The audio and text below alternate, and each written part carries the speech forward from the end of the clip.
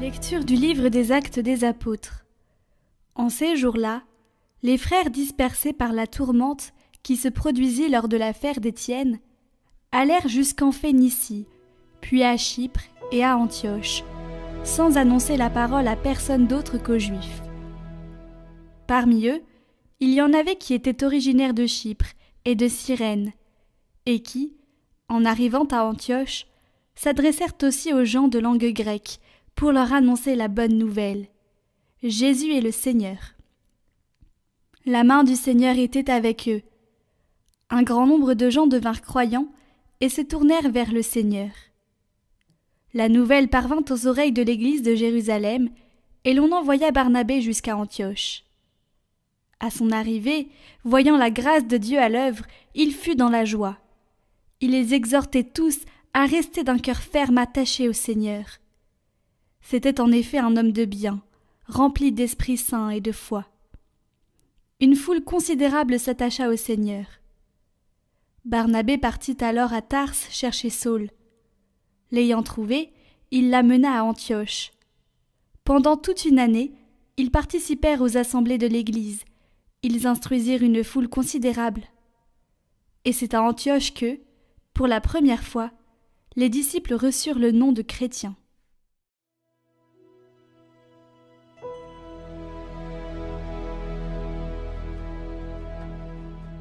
Louez le Seigneur tous les peuples.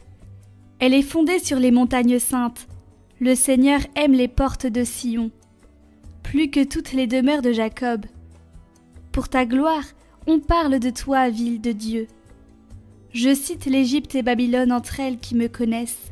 Voyez Tyr, la Philistie, l'Éthiopie, chacune est née là-bas. Mais on appelle Sion ma mère, car en elle tout homme est né. C'est lui, le Très-Haut qui la maintient. Au registre des peuples, le Seigneur écrit « Chacun est né là-bas ». Tous ensemble, ils dansent et ils chantent. En toi, toutes nos sources.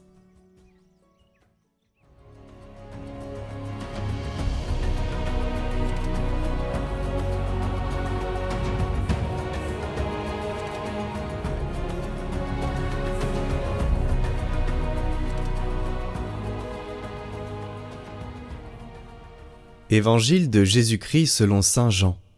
On célébrait la fête de la dédicace du temple à Jérusalem. C'était l'hiver. Jésus allait et venait dans le temple sous la colonnade de Salomon. Les Juifs firent cercle autour de lui. Ils lui disaient « Combien de temps vas-tu nous tenir en haleine ? Si c'est toi le Christ, dis-le-nous ouvertement. » Jésus leur répondit « Je vous l'ai dit, et vous ne croyez pas. Les œuvres que je fais, moi, au nom de mon Père, voilà ce qui me rend témoignage. Mais vous, vous ne croyez pas, parce que vous n'êtes pas de mes brebis. Mes brebis écoutent ma voix. Moi, je les connais, et elles me suivent. Je leur donne la vie éternelle. Jamais elles ne périront, et personne ne les arrachera de ma main. Mon Père, qui me les a donnés, est plus grand que tout, et personne ne peut les arracher de la main du Père. Le Père et moi, nous sommes un.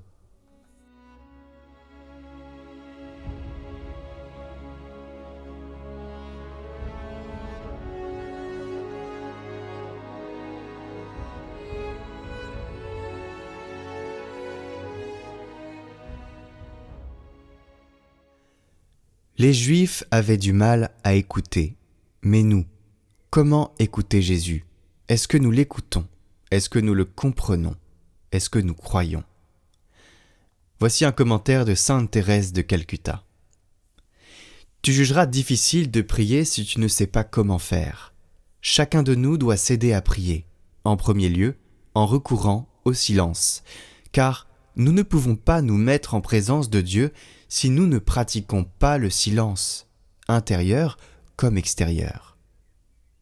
Faire silence au-dedans de nous n'est pas facile, mais c'est un effort indispensable. Seulement dans le silence, nous trouverons une nouvelle puissance et la vraie unité. La puissance de Dieu deviendra la nôtre afin d'accomplir toutes choses comme il se doit.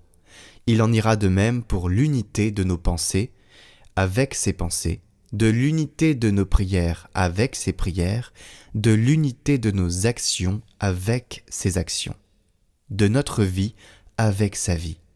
L'unité est le fruit de la prière, de l'humilité, de l'amour. C'est dans le silence du cœur que Dieu parle. Si tu te places face à Dieu dans le silence et la prière, Dieu te parlera, et tu sauras alors que tu n'es rien. Ce n'est que lorsque tu connais ton néant, ta vacuité, que Dieu peut te remplir de lui-même. Les âmes des grands priants sont des âmes de grand silence. Le silence nous fait voir chaque chose autrement. Nous avons besoin du silence pour toucher les âmes des autres. L'essentiel n'est pas ce que nous disons, mais ce que Dieu dit, ce qu'il nous dit, ce qu'il dit à travers nous. Dans un tel silence, il nous écoutera. Dans un tel silence, il parlera à notre âme, et nous entendrons sa voix.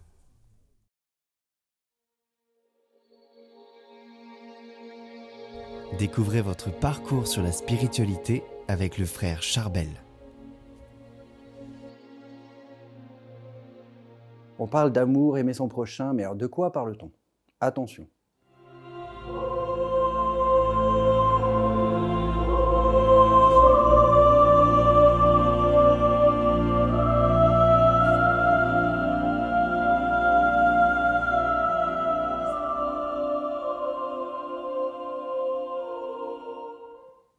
Parce qu'il y a deux extrêmes, il y a le côté un peu sentimental, ah oui, c'est le ressenti de l'amour. L'amour, il y a plus ou moins de ressenti, hein, c'est pas... Mais il ne faut pas tomber dans l'extrême inverse, c'est pas non plus, j'aime mon prochain, mais en fait, je ne peux pas le sentir, mais alors, par devoir de charité, je l'aime. Mais vraiment, moins je le vois, mieux je me porte. Non, ça c'est un peu bizarre, hein. On n'a qu'un seul cœur, hein. On n'a pas un cœur pour aimer d'amour humain et un cœur pour aimer de charité et une boîte de vitesse entre les deux avec un différentiel pour... Non, on n'a qu'un seul cœur. Et donc il s'agit de recevoir ce don de la charité, qui est un amour divin, et de nous laisser transformer par lui, de nous laisser agrandir par lui dans notre capacité d'aimer. Ça implique un choix. Ça implique donc un exercice de la liberté. Et ça implique aussi d'envahir toute notre sensibilité humaine. Il y a une encyclique du pape Pie XII sur le Sacré-Cœur, où il dit « Le Sacré-Cœur de Jésus, c'est le signe et le principal symbole du triple amour dont notre Sauveur a aimé Dieu et tous les hommes. » Et ce triple amour, c'est à la fois un amour humain qui applique l'insensibilité, un amour de charité dans son cœur d'homme, et l'amour de Dieu lui-même, parce que Jésus, il est Dieu. Et donc c'est dans cet amour-là qu'on rentre, mais ça assume, ça doit assumer tout notre cœur humain, y compris toute notre sensibilité humaine. Mais ce n'est pas juste du sentiment. C'est un amour de choix, et qui implique des choix concrets, et un engagement concret. Mère Teresa, par exemple, elle insistait beaucoup sur le service des plus pauvres. Mais ce n'est pas Mère Teresa, en fait, qui fait ça. C'est l'Évangile, c'est les épîtres de Saint Paul, la première épître de Saint Jean, l'épître de Saint Jacques, etc. Un amour qui se traduit par une attitude intérieure et par des actes. La liberté, c'est important parce qu'on ne peut pas aimer si on n'est pas libre. Si on tombe amoureux de quelqu'un, si vous tombez amoureux de quelqu'un et que vous mettez un pistolet sur la tempe en disant « aime-moi », c'est pas le bon plan. Parce que d'abord, ça ne va pas marcher, et ensuite, c'est pas vrai.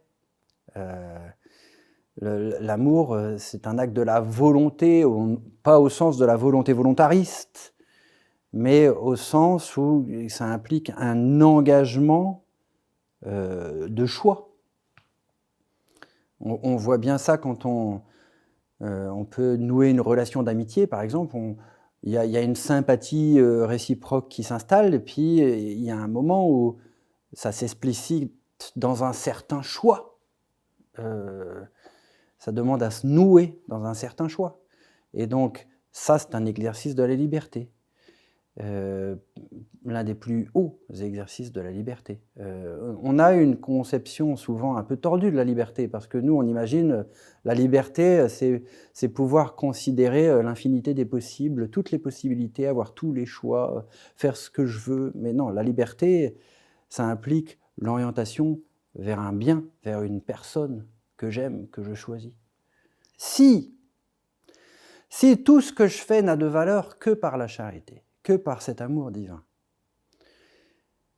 tout ce que je fais peut avoir une valeur d'éternité, même la chose la plus élémentaire, apparemment banale. Pensons à la vie de la Sainte Famille à Nazareth pendant 30 ans. Qu'est-ce qu'elle faisait, la Vierge Marie?